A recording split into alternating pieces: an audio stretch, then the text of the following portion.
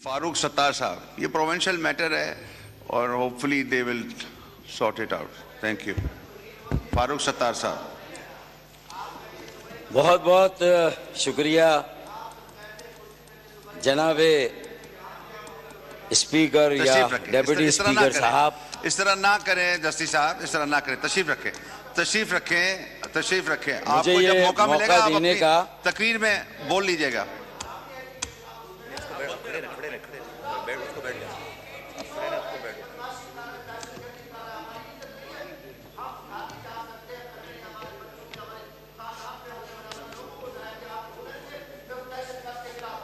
आप चेयर को डिक्टेट ना करें जस्टिस साहब।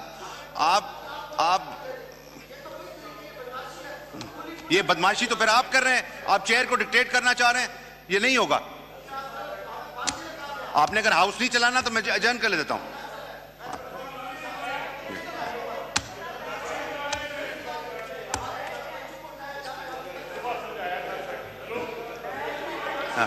हाँ, नहीं, आपने अगर हाउस नहीं चलाना आप कोरम पॉइंट आउट कर दें।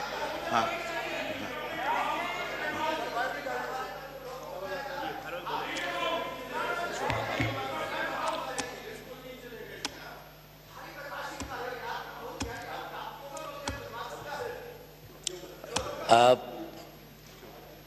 बहुत बहुत शुक्रिया जनाब स्पीकर या डेप्यूटी स्पीकर साहब। बजट साल 2024-2025 वजीर खजाना साहब ने कुछ दिन पहले पेश किया। मेरा पहला तबसरा तो इस बजट को देख के, बावजूद इस अम्र के कि मैं खुद एक ऐसी जमात से ताल्लुक़ रखता हूँ जो कि हुकूमत की हलीफ जमात है, लेकिन हमारे दरमियान जो समझौता या अंडरस्टैंडिंग है उसमें कहीं पर हम एक दूसरे को इस बात पर नहीं रोकते कि जो रास्त बात है, जो सच और हक बात है, उसे बरमला कहा जाए। तो मेरा पहला तबसरा तो इस बजट को देखकर यही है कि ये एक रिवायती बजट है और 77 सालों से जो पाकिस्तान में स्टेटस को कायम है, ये उसी का तसलसल है।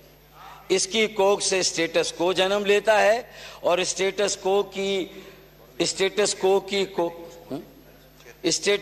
की कोख से इस तरह का रिवायती बजट जन्म लेता है। एक्सक्यूज है आपके पास कि फिस्कल स्पेस कम थी और कर्जों के बोझ तले आपकी मईशत दबी हुई है, इस बात को मैं मानता हूं, लेकिन where there is a will there is a वे।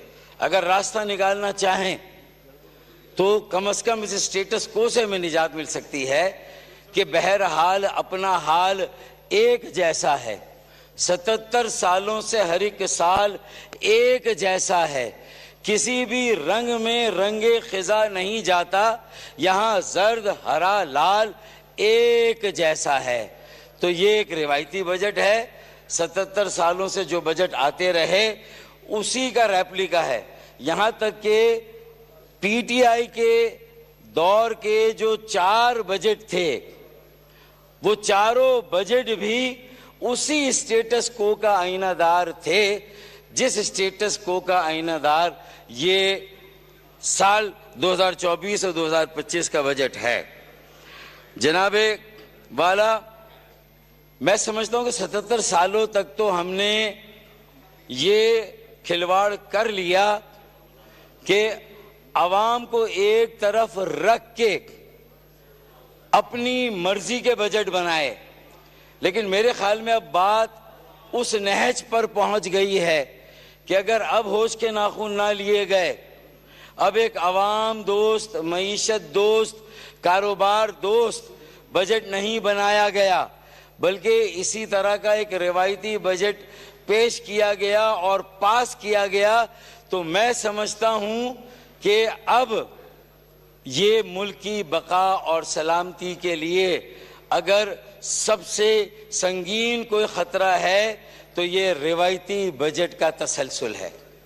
अब हमें यहाँ पर ठहर कर सोचना होगा कि क्या हम उसी तरह उमरा को, रऊसा को, बड़े वडेरों, बड़े जागीरदारों और बड़े जमींदारों को ان کی براہ راست آمدنی پر چھوٹ دیتے رہیں, ان سے کوئی ٹیکس وصول نہ کریں.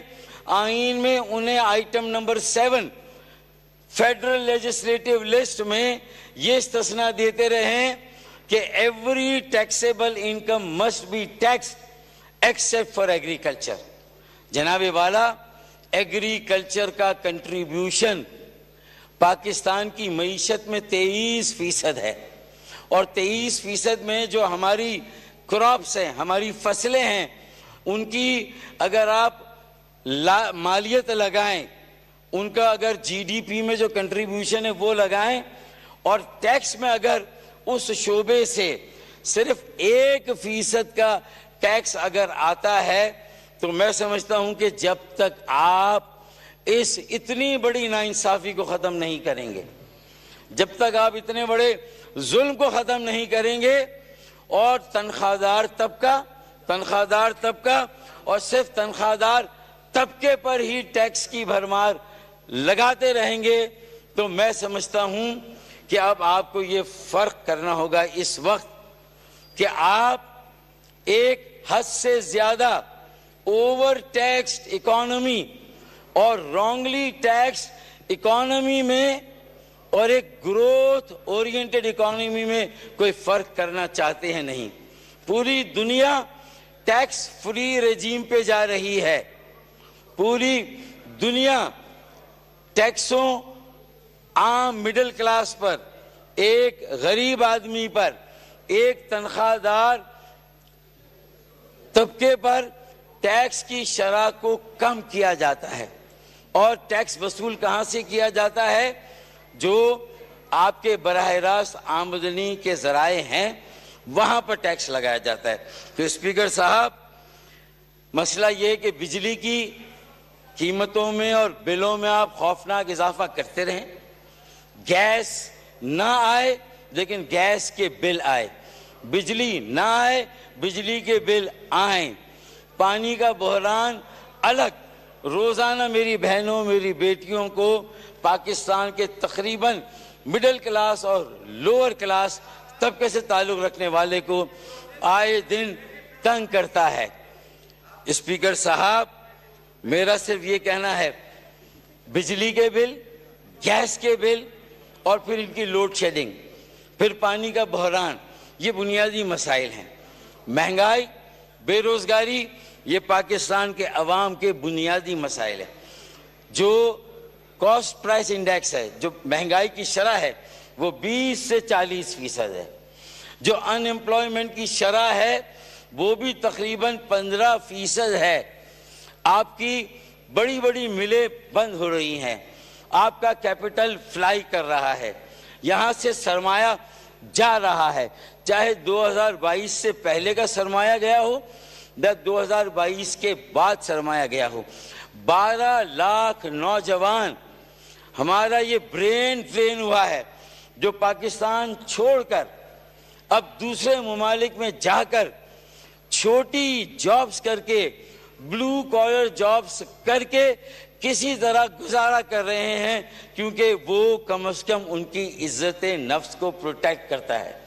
یہاں عام آدمی کی عزت نفس کو روزانہ کچوکے لگائے جاتے ہیں. اسپیکر صاحب, مہنگائی, بے روزگاری کا افریت اگر اسے قابو میں نہ کیا گیا, اس کے جن کو واپس بوتل میں بند نہ کیا گیا, کوئی 60 لاکھ لوگ ایک سال میں صرف بے روزگار ہوئے ہیں. 2.5 کروڑ لوگ خط غربت سے نیچے گئے ہیں گزشتہ 2 یا 3 سالوں کے اندر. میرا یہ کہنا ہے اسپیکر صاحب کہ ہمیں فوری طور پر اس بجٹ میں تیل, گیس, بجلی اور یہاں تک کہ پانی کے بلوں میں کمی کرنی ہوگی, اور یہ اس طرح ہوگا کہ جو ان اشیاء پر سیلز ٹیکس ہے اس میں کمی کریں. جو سیلز ٹیکس تیل یا پیٹرول پر لگتا ہے 17% کا, جب اسی تیل سے بجلی بنتی ہے تو اس پر 17%, 18% کا اور ٹیکس ہے. یہ ڈبل ٹیکسیشن ہے جو لوگوں سے وصول کیا جاتا ہے. پیٹرولیم ڈیولپمنٹ لیوی بھتہ ٹیکس ہے.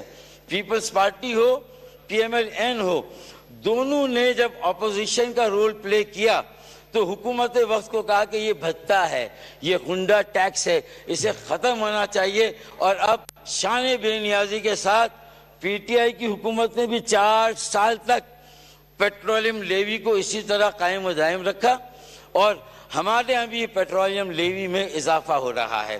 یہ 60 روپے تھی, اب اس میں اضافہ کر کے 80 روپے کیا جا رہا ہے, 33% کا اضافہ, 20 روپے کا اس میں مزید اس سال اضافہ کیا جا رہا ہے. میں صرف آپ سے یہ کہوں گا اسپیکر صاحب کہ اب ہمیں لوگوں کی زندگیاں اجیرن ہو گئی ہیں, زندہ درگور ہو گئے ہیں. اگر انہیں جینے کا موقع نہ دیا تو پھر کون سی معیشت, کون سی ریاست, کون سی سیاست, کون سی جمہوریت, اور پھر کون سا ملک. اسپیکر صاحب 3 طرح کے آؤٹ کم ہیں. یہ جو مسائل ہیں, دیکھیں میں نے علامتیں بتائیں, گیس, بجلی, تیل, پانی, اور یہ علامتیں ہیں. اب ان کے پیچھے کیا آپ کی گروتھ ریٹ کیا ہے؟ 2.4% آپ کی گروتھ ریٹ ہے. فسکل ڈیفیسٹ 8 یا 9% آپ کا فسکل ڈیفیسٹ. آپ کی آمدنی اور اخراجات میں توازن نہیں ہے. پھر آپ کا ٹریڈ ڈیفیسٹ $15 ارب کا ٹریڈ ڈیفیسٹ ہے. پھر اس کے اوپر سونے پہ سہاگا, جلتی پر تیل کا گام, آپ کا جو ہائی مارک اپ ریٹ ہے 23% کا. ایک کئی دھاری تلوار سے آپ عام آدمی کو ہم کاٹ رہے ہیں. ایک تو ٹیکسوں کی بھرمار اور سیلز ٹیکس کی شرح یا انڈائریکٹ ٹیکس ہمارے تمام ٹیکسوں کا 65% ہے, باقی انڈائریکٹ ٹیکس 5%. 70% آپ کا انڈائریکٹ ٹیکس ہے. براہ راست آمدنی پر صرف آپ کا ٹیکس 70% ہے. اگر ریئل اسٹیٹ پہ یا گھر پہ بھی کوئی ٹیکس لگانا ہے تو ایم کیو ایم پاکستان یا تاجروں کو بھی منانا ہے. ایم کیو ایم پاکستان اس میں کلیدی رول پلے کرنے کے لیے تیار ہے, بس شرط یہ کہ آپ صحیح معنوں میں آمدنی پر ٹیکس لگانا شروع کریں. بڑے وڈیروں, جاگیرداروں کی آمدنی پر ٹیکس لگائیں. 6 لاکھ تنخواہ سالانہ کمانے والے یا اس سے زیادہ, اس پر آپ نے 2.5% کے ٹیکس کی شرح کو 5% کر دیا, ڈبل کر دیا. جو پہلے ہی مرا ہوا ہے اسے اور مار دیا کہ کہیں یہ بچا تو نہیں ہے. پھر اس کے بعد 12 لاکھ کی تنخواہ سے جو اوپر تھا ان کے اوپر جو ٹیکس کی شرح تھی اسے بھی ڈبل کر دیا گیا. اور جو ہمارے بڑے زمیندار, بڑے وڈیرے, بڑے قبائلی سردار, بڑے چودھری, بڑے خوانین ہیں, بڑے عمرہ رؤوسا ہیں, ان کی آمدنیوں پر کوئی ٹیکس نہیں, 19%. اگر گنے کی آمدنی ہے تو وہ ایگریکلچر آمدنی ہے, اس پہ کوئی ٹیکس نہیں. اور انہی گنے کے کھیت والوں کی شوگر ملیں ہیں تو اس کا منافع بھی وہ گنے کے کھیت کی آمدنی میں دکھاتے ہیں, اور شوگر ملوں کا ٹیکس بھی اس طرح آسانی سے بچاتے ہیں. اسپیکر صاحب, میں یہ جو یک طرفہ پالیسیز ہے اسے ہمیں کہیں نہ کہیں لگام دینی ہوگی. مارک اپ ریٹ کو 23% سے سنگل ڈیجٹ میں فی الفور لا کر کم کرنا ہوگا, اور ایکسپورٹس بڑھانے کے لیے جو اقدامات کرنے وہ کرنے ہوں گے. پیداواری عمل تبھی بڑھے گا, آپ کو رسک لینا ہوگا, یہ گیمبل کھیلنا ہوگا کہ انڈائریکٹ ٹیکس, سیلز ٹیکس 17% سے کم از کم تیل, بجلی, گیس پر 9% پر لے آئیں, 17% سے. آپ دیکھیں جب لوگوں کے پاس سیونگ ہوگی, لوگ کمائیں گے تو ٹیکس دیں گے نا, اور وہ کمانے لگے تو دیکھیں بے روزگاری کا بھی توڑ ہوگا اگر ٹیکسوں کو آپ کم کریں گے. مہنگائی کی شرح, انفلیشن بھی کم ہوگا. اس وقت آپ کی اکانومی اسٹیگ جو ہے وہ فریگنیشن کا شکار ہے, اسٹیگفلیشن کا شکار ہے کہ جمود ہے, قیمتیں بھی بڑھ رہی ہیں اور گروتھ بھی نہیں ہے. آپ کا پیداواری عمل رکا ہوا ہے, روزگار رکا ہوا ہے. جب پیداواری عمل رکا ہوا ہے آپ کی ایکسپورٹس بھی رکی ہوئی ہیں. ایکسپورٹس بڑھانے کے لیے بھی ٹیکسوں کو کم کرنا ہوگا, مڈل کلاس پر اور غریبوں پر اور عام آدمی پر. اسے معاشی عمل میں آنے کا موقع دینا ہوگا. तभी आपके 2030 के जो टारगेट हैं सेकेंडरी डेवलपमेंट गोल्स SDG उसको आप पूरा कर सकेंगे।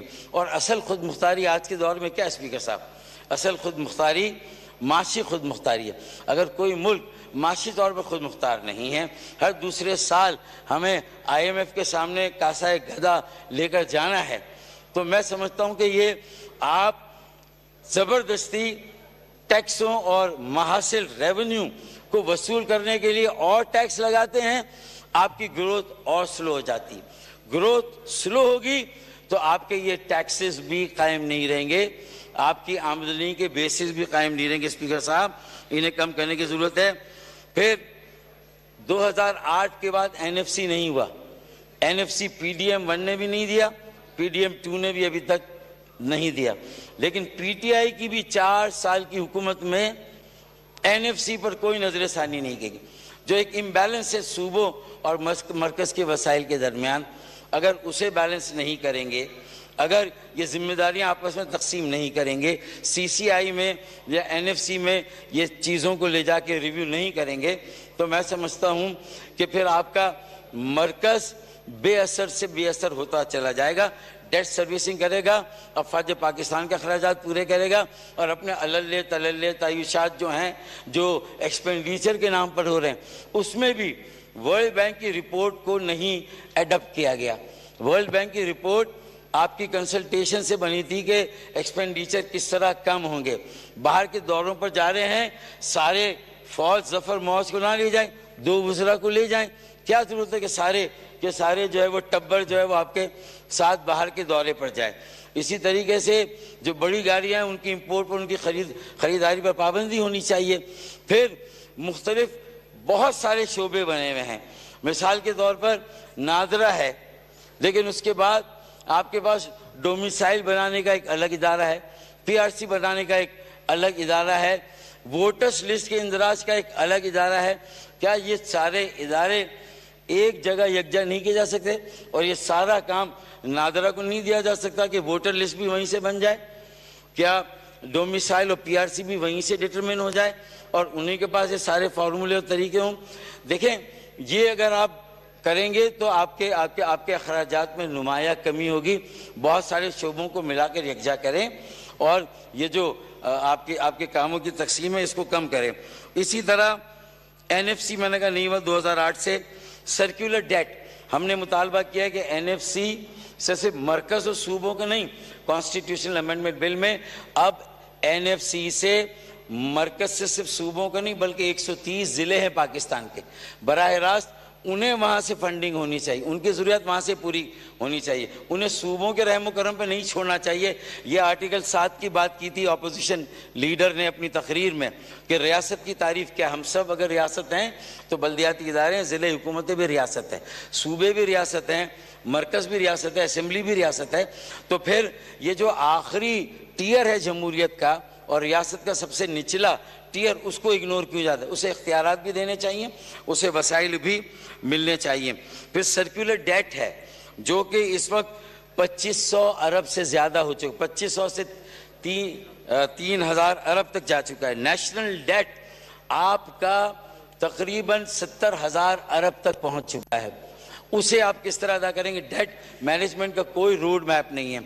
ये बजट आपकी माशी पॉलिसी का आईनादार हो। आपको तो अपने शॉर्ट टर्म, मीडियम टर्म और लॉन्ग टर्म तीनों फेजेस देने थे कि डेट मैनेज कैसे करेंगे, सर्कुलर डेट कैसे मैनेज करेंगे। फिर पब्लिक प्राइवेट पार्टनरशिप के तहत आपकी जो पब्लिक सेक्टर एंटरप्राइजेस हैं वो कैसे पब्लिक प्राइवेट पार्टनरशिप के जरिए जो है वो दी जाएंगी, उसका जो पैसा आएगा वो कहाँ पर खर्च होगा, उसका पैसा डेट मैनेजमेंट में खर्च करें। अब डेडिकेट करें सारे पैसे को, जो आमदनी के ज़राए हैं जो नए हैं उनको आप मेन पूल की आमदनी में मत शामिल करें। अगर आपने मेन पूल की आमदनी में शामिल किया तो फिर वो बेसरफा जो गैर ज़रूरी अखराजात है उसी तरह वो पैसे खर्च होंगे। तो जहाँ से आमदनी है उसको डेडिकेट करें। अगर बहरिया टाउन की ज़मीनें एक्स्ट्रा दी गई थी और 500 अरब रुपए या 700 अरब की पेनल्टी लगी और उससे कई सैकड़ों अरब सुप्रीम कोर्ट के पास हैं, तो ये पैसे कराची के इंफ्रास्ट्रक्चर डेवलपमेंट के लिए अब मखसूस होने चाहिए। 15 सालों से कराची को पानी नहीं दिया गया, एक इजाफी बूंद पानी नहीं मिला। अब 15 साल में ये पानी अगर आप नहीं देंगे, K4 का मंसूबा डोल ड्रम्स में जो है वो आपकी खटाई में पड़ा हुआ है। तो स्पीकर साहब, अगर ये पानी का मंसूबा आगे नहीं बढ़ा, सर्कुलर ट्रेन का मंसूबा, और जो रकम रखी गई है इस बार, कुछ आंसू पहुंचे गए हैं, थोड़ी रकम रखी गई है लेकिन वो खतीर रकम नहीं है। कम से कम 50 से 100 अरब रुपए पानी पे रखने चाहिए। 25 अरब रुपए से सर्कुलर ट्रेन के मंसूबे के लिए पैसे रखने चाहिए। निकासी आप और सैनिटेशन को रिवैम्प और मॉडर्नाइज करने के लिए भी पैसे और रकम मखसूस की जानी चाहिए और उसे भी रखी जानी। और ये सिर्फ कराची नहीं, हैदराबाद, सक्कर, मीरपुर खास, नवाबशाह, लाड़काना और लाहौर, पेशावर, कोयटा, फैसलाबाद, मुल्तान, ये पाकिस्तान के जो 130 अजला अहम और बड़े शहर हैं, उनको ये रकम दी जानी चाहिए। बराह रास्त फंडिंग मरकज से उनकी होनी चाहिए, NFC से। स्पीकर साहब, अब आप आए, FDI फॉरेन डायरेक्ट इन्वेस्टमेंट कितनी हुई है? 22 सालों में 44 अरब, यानी कि औसतन एक साल में $2 अरब की इन्वेस्टमेंट आई है, जो कि फॉरेन डायरेक्ट इन्वेस्टमेंट है। यानी 22 सालों में कोई इसमें इजाफा नहीं हुआ। हर साल $2 अरब जो है वो आपको बाहर से आते हैं FDI, और उसमें भी कुछ पोर्टफोलियो इन्वेस्टमेंट है जो स्टॉक मार्केट में चल जाती है। लेकिन ये जो कैपिटल गेन टैक्स की शरह को आप बढ़ा रहे हैं, तो आप अपने स्टॉक मार्केट को भी, कैपिटल मार्केट को भी फ्रस्ट्रेट करेंगे, उसका पहिया भी बिठाने की तैयारी आप कर रहे हैं। स्पीकर साहब, मेरा ये कहना है कि FDI यानी PTI की हुकूमत में भी $1.9 बिलियन की औसत है FDI की। तो ना उन 4 सालों में FDI में कोई इजाफा हुआ, न उससे पहले हुआ जो 5 साल की शाहिद खाकन अब्बासी साहब की हुकूमत थी, नवाज शरीफ साहब की, ना उसमें हुआ, ना अभी तक कोई ये इजाफा देखने में आ रहा है। तो इसका मतलब सरमायाकारी नहीं होगी, इसका मतलब है कि इन्वेस्टमेंट नहीं होगी। इन्वेस्टमेंट कब होगी? जब आपके अपने लोग इन्वेस्ट करेंगे, आपके अपने लोग पैसा रोकने, बचाने और डर खौफ में मुब्तला होकर दुबई और पूरी दुनिया में वो पैसा जो भेजा जा रहा है, और वहाँ फिर प्रॉपर्टी लीक्स का जो है वो एक स्कैंडल आपके सामने आता है, कभी पनामा लीक्स का स्कैंडल आपके सामने होता है। तो ये सारे पैसे बाहर क्यों जा रहे हैं? अगर कंस्ट्रक्शन इंडस्ट्री पर ये 7E का कानून जो टैक्स है इसी तरह अगर लागू रहा, तो देखें, पहला घर जिसने बनाया है उसे अगर उसने अपनी जमा पूंजी से वो बना लिया, तो कम से कम उसे तो टैक्स से इस्तिस्ना दे। अगर उसका एक घर है, एक से ज्यादा घर हैं, आप जायदादों पर, अमलाक पर और दौलत पर टैक्स लगाएं। लेकिन आप किसी के एक घर पे जो चाहे 4 करोड़ का हो, लेकिन उसके बेटे बेरोजगार हैं, वो उसके आबा व अजदाद से, उसके वालिदैन से उसे वो घर मिला है। 15 साल पहले उसकी कीमत थी 30 लाख, आज उसकी कीमत 3 करोड़ हो गई है। तो क्या उस 3 करोड़ की FBR की वैल्यू पर आप उनसे वो टैक्स लेंगे, जबकि उनके आमदनी के ज़राए नहीं है, ना वो कारोबार करते हैं, ना तिजारत करते हैं? तो ये सोशल जो इम्प्लीकेशंस है और जो सोशल प्रॉब्लम्स है उसे नहीं देखा जाएगा। ताजिरों से कहा जाएगा कि इकॉनमी को डॉक्यूमेंट करना है, 1200 रुपये दें और अपने आप को रजिस्टर करा दें। मुझे बताएं कि कैसे ताजिर रजिस्टर कराएंगे? आए तरीका है, जो आपका इंस्टीट्यूट ऑफ चार्टर्ड अकाउंटेंट जो फर्म है, जो एसोसिएशन है, उनके पास चलते हैं, उनसे सारे नए ग्रेजुएट लेते हैं जो ACCA कर रहे हैं, जो चार्टर्ड अकाउंटेंसी कर रहे हैं, जितने इंस्टीट्यूट हैं, उन बच्चों को लेके मुख्तलिफ मार्केट में छोड़ दें, उन बच्चों को लेके ज़रूरी ज़मीनों पर छोड़ दें, मुख्तलिफ जहाँ कपास है, जहाँ गन्ना है, जहाँ चावल है, जहाँ मकई है, जो आपकी 4 मेन क्रॉप्स है, आप हर जगह उनसे सर्वे करा लें और आमदनी पर टैक्स लगाना शुरू करें। और जो भी आपका इकोनॉमी का सेक्टर, चाहे ट्रेडर्स हों, रियल इस्टेट हो, बिल्डर्स हों या वडेरे जागीरदार हों, अब अगर ये अपनी आमदनी को डिक्लेयर नहीं करेंगे और फिर उस आमदनी पर टैक्स नहीं देंगे, तो ये मुल्क की बका सलामती के साथ जो है वो एक संगीन मजाक होगा। تو آمدنیوں کو اسیس کریں اور آمدنی پر ٹیکس لگائیں. یہ سیلز ٹیکس کی افریط یہ پوری دنیا میں جہاں جہاں بھی لگا ہے اس نے تباہی بربادی کے علاوہ کچھ نہیں کیا. مجھے لگتا ہے کہ جو ہماری اشرافیہ ہے، جو ہمارے بابو ہیں، جو یہ بیٹھ کر بجٹ بناتے ہیں، یہ اشرافیہ، یہ بابو میرے خیال میں بے حسی کے اس لیول پر ہم پہنچ گئے ہیں کہ ہمیں عام آدمی کی پلائٹ، اس کی جو بپتا ہے، جو اس کی روزمرہ کی زندگی ہے، کہ اچھا ورکنگ کلاس کو بھی آپ نے کوئی موقع نہیں دیا، عام آدمی کو، اور جو آپ کا سرمایہ کار یا انڈسٹریلسٹ ہے، ہم نے ٹریڈر، اسے بھی کوئی موقع نہیں دیا. ہم تو کسی بھی سروس سیکٹر، اس پر الگ ٹیکس ہے، انفراسٹرکچر ٹیکس، ان پر نئے ان پہ ٹیکسز لگا دیے گئے. پھر انفراسٹرکچر سیس 175 ارب روپے کا جو کسٹمز ڈیوٹی کے ساتھ کراچی کی پورٹ پہ جمع ہوتا ہے، اور جو کہ کراچی کا جس پر حق ہے وہ بھی صوبائی جو سیلز ٹیکس آن سروسز اس کے ساتھ اسے جوڑ دیا جاتا ہے، وہ 300 ساڑھے 300 ارب کا ہو جاتا ہے. یہ تو کم از کم وفاق یہ جمع کر رہا ہے نا انفراسٹرکچر سیس امپورٹر سے. تو یہ تو کم از کم جو ہے وہ کراچی جو 3.5 کروڑ کا شہر ہے، ایک زبان بولنے والے کا نہیں، پورے ملک کی ہر زبان بولنے والے کا شہر ہے. پھر ہر علاقے کا پاکستانی کراچی میں رہتا ہے. تو اسپیکر صاحب، میں یہ سمجھتا ہوں کہ ہمیں اوور ٹیکس اکانومی اور رانگلی ٹیکس اکانومی سے گروتھ اورینٹڈ اکانومی کی طرف جانا ہے. ایکسپینڈیچر کو کم کرنا ہے. جو رانگ پرائرٹیز ہیں، یعنی منصوبوں کو آپ ختم کر دیتے ہیں لیکن عللے تللے اسی طرح رہتے ہیں. نتیجہ کیا ہو رہا ہے؟ اب ان ساری چیزوں کا شاخسانہ دیکھیں کیا ہو رہا ہے آپ کی سڑکوں پر. آپ کے چھوٹے 120-80 گز کے گھروں میں کون سا ری ایکشن جو ہے وہ پل رہا ہے؟ خودکشیوں میں آئے دن اضافہ ہو رہا ہے. پہلا جو اس کا جو آؤٹ کم ہے وہ خودکشیاں ہیں، ان میں اضافہ ہو رہا ہے اور اضافہ ہوگا اس بجٹ کے بعد. دوسرا جو ہے وہ اسٹریٹ کرائم. اب کراچی کا حال دیکھ لیں، گولڈ میڈلسٹ بچے وہاں پر مارے گئے ہیں، جو ہمارے اثاثہ تھا، جو ہمارا مستقبل تھا، اپنے ماں باپ کی آنکھوں کے تارے تھے. کتنے خواب انہوں نے اپنی آنکھوں میں سجائے تھے، کیسے کیسے خواب دیکھے تھے، لیکن آج ان کے ساری امیدیں جو ہیں وہ ان پر پانی پھر گیا.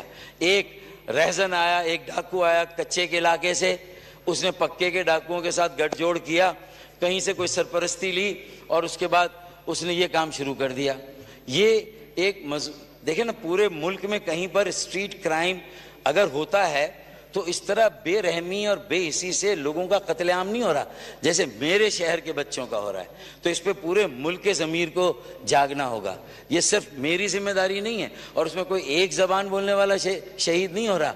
ہر زبان بولنے والا جو کراچی میں اردو بولنے والا مہاجر ہے، پنجابی، سندھی، سرائکی، بلوچی، ہزارے وال، کشمیری، گلگیتی، بلتی، کوئی بھی ہے، سب جو ہے وہاں پر تو تیسرا نتیجہ، تو دو نتیجے، سوسائڈ اور اسٹریٹ کرائم میں اضافہ ہوگا، اور تیسرا لوگ اب ریاست سے، سیاست سے، لوگ معیشت سے لا تعلق ہو کر احساس محرومیت، احساس بیگانگی میں جا رہا ہے، اور وہ ایلینیٹ ہو رہے ہیں، اور یہ بغاوت کی طرف ان کا رجحان جا رہا ہے. جیسا آزاد کشمیر مظفر آباد میں ہوا، کراچی ڈرے اس وقت سے کہ جب کراچی میں، لاڑکانہ میں، پشاور، کوئٹہ، لاہور میں اور ملتان میں اس طرح کے مناظر جو ہیں وہ سامنے آنے لگے.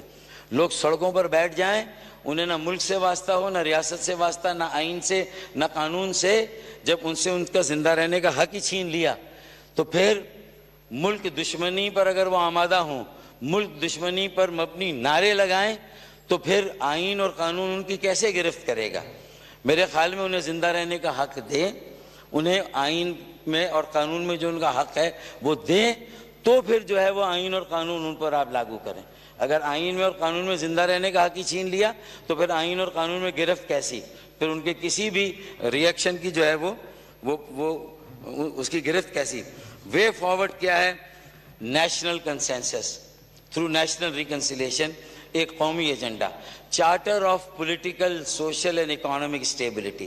ساری سیاسی جماعتیں سر جوڑ کر بیٹھے ہیں، ورنہ اگر کچھ سالوں میں اگر آج یہاں کی حکومت ہے، کل ان کی اگر حکومت آ بھی گئی تو وہ سمجھتے ہیں کہ اس وقت تک جو معاشی بحران ہے وہ جو صورت و شکل اختیار کرے گا، کیا کسی کے بس میں ہوگا؟ کوئی ایک جماعت اس ملک کے معاشی مسائل ہوں، معاشرتی مسائل ہوں، انسانی وسائل کی ترقی کے مسائل ہوں، تعلیم اور صحت کے شعبے سے جڑے مسائل ہوں، کوئی نہیں حل کر سکتا اسپیکر صاحب۔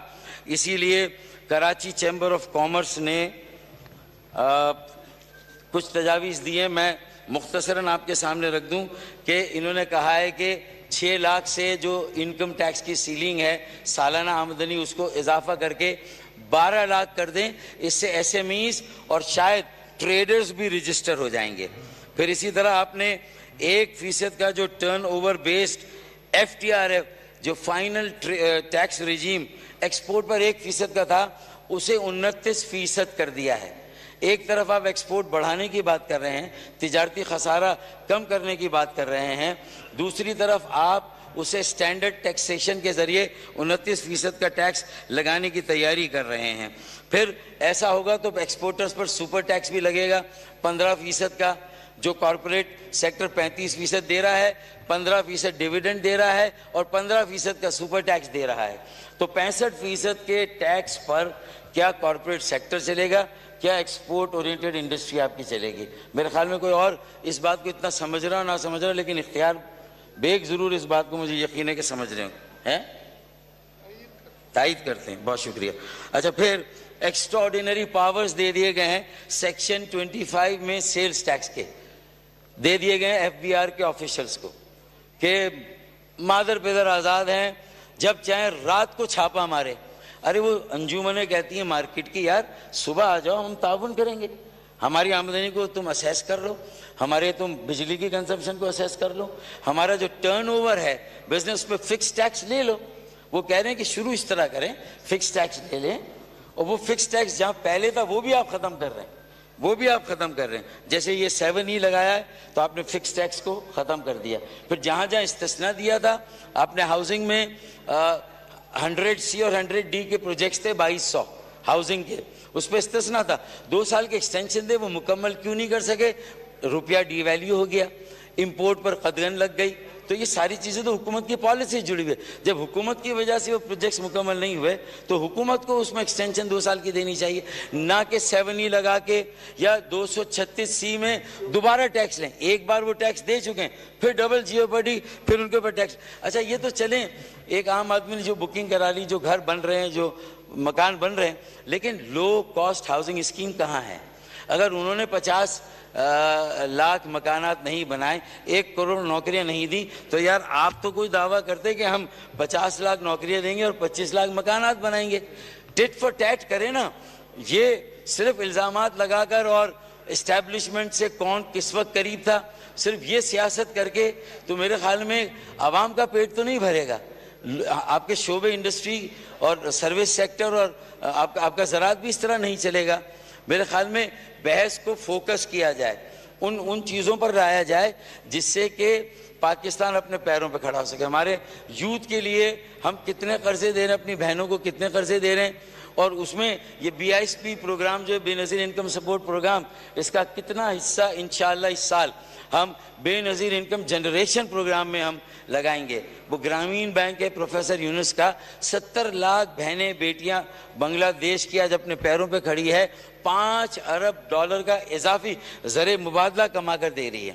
پھر میں نے ابھی ہاؤسنگ سیکٹر کی بات کی تھی کہ اس پر آپ نے جو ٹیکس پہ ٹیکس لگا دیا، تو ابھی تو آپ کو جتنی پراپرٹیاں دکھی ہیں دبئی میں پاکستانیوں کی، اگلے 5 سال میں اس سے ڈبل پراپرٹیاں وہاں چلی جائیں گی۔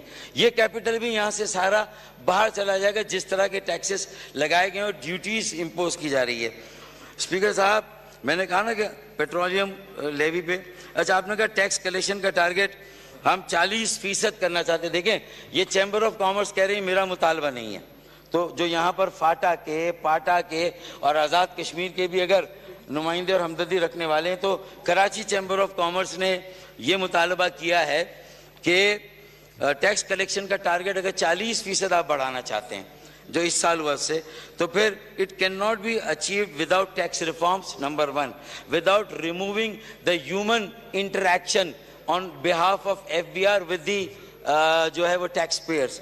اگر اس ریشنلائزیشن آف ٹیکسز اور اس کے بعد ریفارمز آف انرجی سیکٹر کے ریفارمز اور doing away with exemptions. Cost of doing business بہت بڑھ گئی ہے. یہ جو ایگزیمپشنز ہے وہ کہاں ہیں؟ فاٹا میں ہے, پاٹا میں ہے اور آزاد کشمیر میں. چلیں, میں سیاسی طور پر اس وقت اپنے لب سی لیتا ہوں اور میں مطالبہ نہیں کرتا, لیکن یہ کراچی چلتا ہے تو پاکستان چلتا ہے. جو سب سے زیادہ 50 سے 60% ٹیکس آپ کے ریونیو اور ٹیکس میں کراچی دیتا ہے. جی ڈی پی میں کراچی کا کنٹریبیوشن 30 سے 40% ہے. اس شہر کے اگر بزنس اور ٹریڈرز اور انویسٹرز اور انڈسٹریلسٹ اگر یہ آپ سے کہہ رہے ہیں کہ یہ ایگزیمپشن کے بغیر 40% نہیں ہوگا, تو کیا صرف اختیار بیگ سے ٹیکس لیں گے؟ کیا صرف وہاں پر آپ جو بڑی جو ٹیکسٹائل ملے کارپوریٹ سیکٹر سے اس سے ٹیکس لیں گے؟ 65% ٹیکس ہے. 35% کارپوریٹ ٹیکس آمدنی کا, 15% ڈیویڈنڈ, 15% سپر ٹیکس. 50 کروڑ سے اوپر اگر آپ کی آمدنی ہے تو اس پر آپ کا سپر ٹیکس لگ رہا ہے. تو یہ اچھا, اس کے بعد آپ نے دودھ پر, کھانے کی اشیاء پر بھی 18% جنرل سیلز ٹیکس لگا دیا. تب آپ بتائیے کہ سٹنٹڈ گروتھ, ہمارے 40% بچے سٹنٹڈ ہیں. اگر دودھ پر بھی آپ 18% جنرل سیلز ٹیکس لگائیں گے تو پھر بتائیں کون سا شعبہ اور علاقہ جو ہے وہ بچا ہے. اور آخر میں capital gains tax 15% filer, 45% non filer. یہ کیپٹل مارکیٹ سے آپ کا کیپٹل سرمایہ چلا 77,000 ہے آپ کا اس وقت کے پی آئی انڈیکس کراچی, یہ آپ کی کیپٹل. اسی طرح ہیلتھ پر میڈیکل اکوپمنٹ, صحت کے شعبے کے سارے اکوپمنٹس, دوائیاں, ان سب پر 18% سیلز ٹیکس. اب آپ کا کوئی بھی سرجری آپریشن, پھر چیریٹیبل ہاسپٹل, ان کے اوپر بھی ٹیکس لگا دیا. تو چیریٹیبل ہاسپٹل جہاں تھوڑا سا لوگوں کو ریلیف ملتا تھا وہاں سے بھی آپ نے یہ ساری چیزیں جو ہے وہ کر دی. کراچی کی میں نے بات کی, تو ایگریکلچر انکم ٹیکس کی میں نے بات کی, پبلک پرائیویٹ پارٹنرشپ کی میں نے بات کی.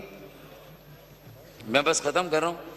اور میڈیسنز پہلے ہی مہنگی ہے اور ہم پڑوسی ممالک کے ساتھ ہمارے تعلقات صحیح نہیں, وہاں سے کوئی را مٹیریل ہم منگا نہیں سکتے. یا تو ہمارے تعلقات اچھے ہوں تو ہمارے یہاں دوائیاں سستی ہو جائیں, علاج سستا ہو جائے, صحت اور حفظان صحت کے معیار بہتر ہو جائیں, لیکن ایسا اسپیکر صاحب نہیں ہو رہا ہے. پھر ایجوکیشن پر جو ہے وہ سیس لگ گیا ہے, تو اب ایجوکیشن بھی اور زیادہ مہنگی ہونے جا رہی ہے. کاسٹ آف پروڈکشن بڑھ رہی ہے, مارک اپ زیادہ ہے. آباد کی پلائٹ میں نے بتا دی ساری. آئی ٹی سیکٹر میں 20 سال پہلے ہم نے اسی اسمبلی میں کہا تھا کہ خدا را اس سیکٹر کو ٹیکس ایگزمپشن دے, ٹیکس فری کر دیں, ٹوٹلی زیرو ریجیم کر دیں آئی ٹی سیکٹر کی. لیکن اس وقت کے بابوؤں نے مشورہ دیا کہ ہماری یہ آمدنی کم. تو آپ کو دیکھیں نا, وہ ایک بندر کی مثال ہے کہ کسی شکاری نے ایک بال, اب بندر کو پھنسانا ہے, وہ ڈال دیا ایک ناریل میں, تو جتنا بڑا سوراخ تھا اتنا بڑا بال تو چلا گیا, لیکن بندر کا ہاتھ بڑا ہوتا ہے. بندر نے ناریل میں بال کو نکالنے کے لیے اپنا ہاتھ ڈال دیا اور پورا بندر پھنس گیا. ہم صرف ایک سیب نکالنے کے لیے ہم پوری معیشت کو داؤ پہ لگا رہے ہیں. اسی بندر کی طرح ہم نے ہاتھ ڈالا ہوا ہے ناریل میں, اب ہاتھ بھی پھنس گیا, نہ سیب نکل رہا ہے. تو شارٹ ٹرم گین کے لیے ہم نے میڈیم ٹرم اور لانگ ٹرم جو بینیفٹس ہیں, پالیسی کی کنسسٹنسی نہیں ہے. تو آپ کا پرائیویٹ سیکٹر کی آپ بات کرتے ہیں, اس کے گن گاتے ہیں, لیکن اگر آپ اس کو یہ ریلیف دینے کے لیے تیار نہیں. آئی ٹی سیکٹر میں 20 سال پہلے دیتے تو آج انڈیا کی ایکسپورٹ $250 ارب, ویتنام کی $60 ارب صرف آئی ٹی کی ہے.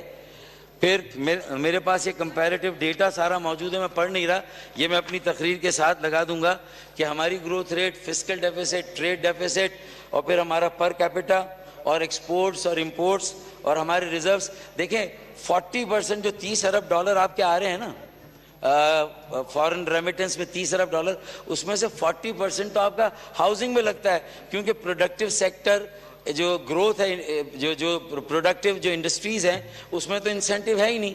اگر 10 لاکھ ایک آدمی کما رہا ہے, بینکر یا کارپوریٹ سیکٹر کا ایک آدمی تنخواہ دار 2 لاکھ وہ بچا رہا ہے, تو وہ گھر وہ کہاں سے انڈسٹری لگائے گا؟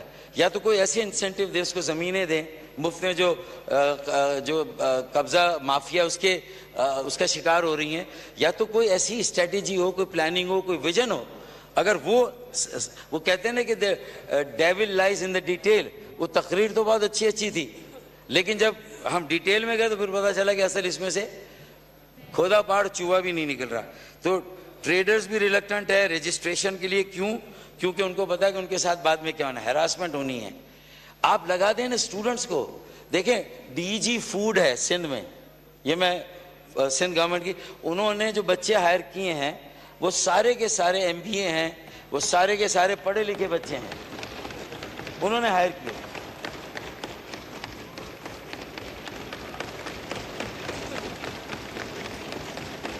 بس میں ختم کروں.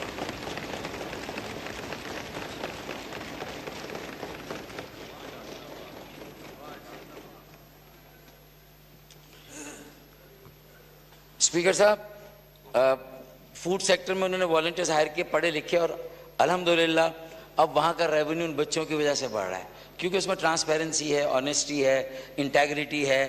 یہ نوجوانوں کو ہمیں امپلائی کرنا چاہیے، ان کو آگے لانا چاہیے، انہیں قرضے دینے چاہیے، مفت زمینیں دینی چاہیے، ان کو روڈ میپ دینا چاہیے، انہیں بتانا چاہیے کہ وہ گائیڈ کرے کہ کہاں انویسٹ کرے. یہ سارا کام اگر ہم نہیں کریں گے تو میرے خیال میں آئی ٹی سیکٹر کو خدا کے لیے اب ایگزیمپشن ٹیکس، ان کے جو لو کاسٹ ہاؤسنگ اسکیم کا کوئی منصوبہ نہیں ہے. اور میں سمجھتا ہوں کہ ضرورت اس بات کی ہے کہ یہ بجٹ ڈاکیومنٹ میں ارادے بہت سارے ہیں لیکن اس کی منصوبہ بندی، روڈ میپ کچھ بھی نہیں ہے. اور ایکسپورٹ سپورٹ کے لیے بھی جو ہے وہ کوئی پلان نہیں ہے. گورنمنٹ کے اخراجات کتنے کیسے کم ہوں گے اس کا کوئی پلان نہیں ہے. یہ less and less dependence on bank boring.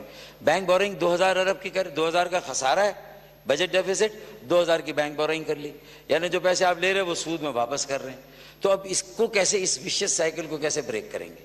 Circular debt کی وشیس سائیکل کو کیسے بریک کریں گے؟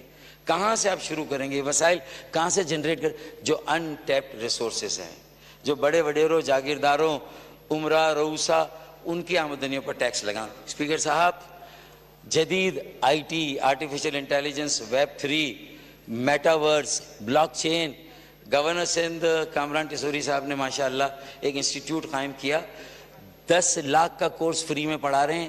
1 سال میں یہ بچے انشاءاللہ جب فارغ التحصیل ہوں گے، باہر آئیں گے تو انٹرنیشنل مارکیٹ میں ان کی ماہانہ 15 لاکھ کی تنخواہ. یہ جائیں گے 6 ارب ڈالر کا زر مبادلہ یہ بھیجیں گے. جب کراچی سے یہ تجربہ ہو سکتا ہے تو گورنر ہاؤس پنجاب میں بھی یہ تجربہ ہو سکتا ہے، پھر گورنر ہاؤس KPK میں بھی یہ تجربہ ہو سکتا ہے، پھر گورنر ہاؤس بلوچستان میں بھی یہ تجربہ ہو سکتا ہے. اسے تو تمام ریاست کے اداروں، ستون کو اون کرنا چاہیے، اس طرح کہ نہ ہنگ لگے نہ پھٹکری، رنگ چوکا، سانپ بھی مر جائے لاٹھی بھی نہ ٹوٹے. یہ ون ون سچویشن ہے. بچوں میں انویسٹ کریں، ان کے اوپر لگائیں، ایگزمپشنز کو ختم کرے. میں نہیں کہہ رہا، کراچی چیمبر کہہ رہا ہے پاٹا فاٹا آزاد کشمیر. وہاں ہماری ٹانگیں کیوں کانپنے لگتی ہے؟ وہاں کے نمائندوں سے ہم بات کر کے، انگیج کر کے کیوں نہیں کر سکتے؟ ہم ریئل اسٹیٹ ٹریڈرز کو بھی منائیں گے. وڈیروں اور جاگیرداروں کی آمدنی پہ جو ہے وہ آپ خدا را اب کچھ سوچیں ٹیکس لگانے کے بارے میں. یہ ساری گفتگو کو میں صرف اس پہ ختم کروں گا کہ ایک عزم کی ضرورت ہے، ایک رسک لینا ہوگا. ٹیکس، اوور ٹیکس زدہ اکانومی، رانگلی ٹیکس زدہ اکانومی گروتھ نہیں دے گی. گروتھ نہیں ہوگی، روزگار، پیداوار، سرمایہ کاری، برآمدات نہیں ہوگی. جبھی ہوگی جب آپ لوگوں کو سیونگز دیں گے، کام کرنے کا موقع، زندہ رہنے کا موقع، کھانے کا موقع، گھر چلانے کا موقع، کچھ بل دینے کا موقع، یہ سب دیں گے تو وہ کہیں انویسٹ کریں گے اور پھر آپ کا ترقی کی رفتار بڑھے گی. پھر 5% بھی ہوگی، 6%.